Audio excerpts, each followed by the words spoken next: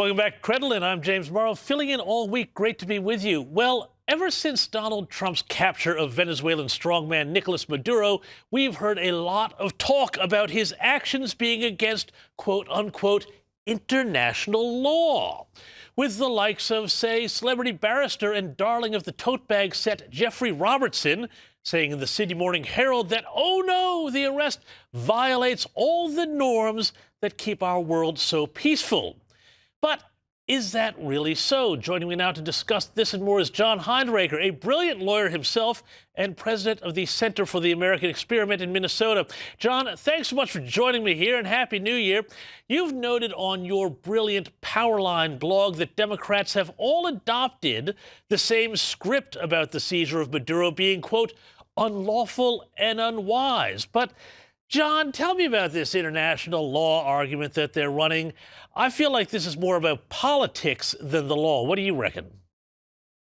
James, it is 100% politics. During the presidential campaign in 2020, Joe Biden accused Donald Trump of being soft on Maduro. And Biden said he was going to be tough on Maduro. Of course, he did nothing at all.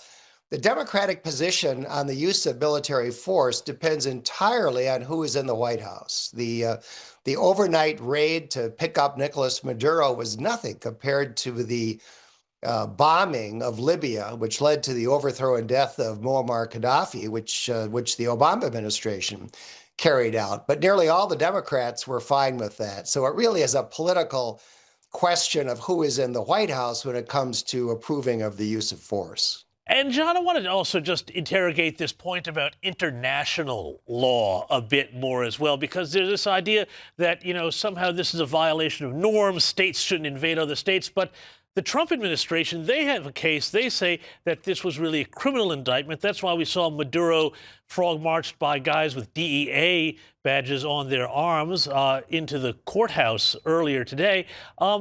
Where does this whole international law argument stack up? Because as far as I'm concerned, the international law crowd has no answer about what to do about somebody like Maduro. Well, James, that's right. I mean, arguably, there's really no such thing as international law because there's no one there to enforce it. And there certainly is no principle of international law that says that a narco-terrorist dictator is immune from any accountability as long as he stays in the country that he runs and among the people that he terrorizes. Nicolas Maduro was indicted in the United States and has now been arrested and has been brought to the U.S. to stand trial. That is a legal proceeding. Yeah, indeed. And meanwhile, though, talking about other Democrats' reaction, I love this here.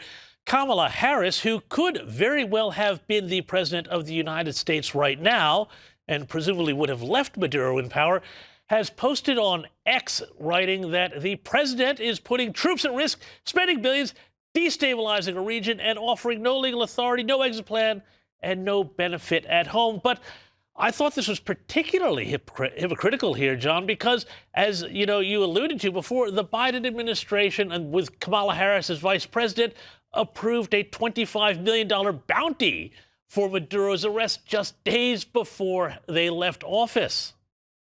Yeah, that's exactly right. The Biden State Department increased the reward that was being offered for information leading to the capture and arrest of Nicolas Maduro to $25 million. It looks to me like Donald Trump may be eligible to claim that reward. So it's total hypocrisy. And, everything that Kamala Harris said in that tweet was wrong. There were no troops harmed. There were no billions spent. The region is going to be more stable with Venezuela no longer an ally of Russia and China and Iran. The legal authority for the arrest is the federal indictment in the Southern District of New York. And far from not having an exit plan, the troops have already exited. So I think that this is a brilliantly executed operation. And I think that American security is going to be greatly enhanced by not having a hostile country collaborating with our enemies right across the Caribbean from us. Well, and that's the thing, John. I mean, everybody who says international law and you can't use force, but as with the law, at a state level or a federal level, law needs force behind it to be enforced. Isn't there a very strong case to be made that if you do believe in a stable international order, taking out bad actors like Maduro when they need to go is actually a way to preserve peace, not undermine it. Well, I think that is exactly right, James. And who else is going to hold someone like Nicolas Maduro accountable? His own people would love to do it, but they can't. He's got them under his heel. The United Nations is great at making high-sounding pronouncements, but they have absolutely no ability to do anything about an autocratic dictator like Maduro, who's not just a dictator, but a narco-terrorist, as he has officially been indicted in the federal court in the United States. Indeed. John Hinderaker, we're going to have to leave it there. Thank you so much for your time, as always, and a very happy new year to you there in Minnesota. Happy New Year, James.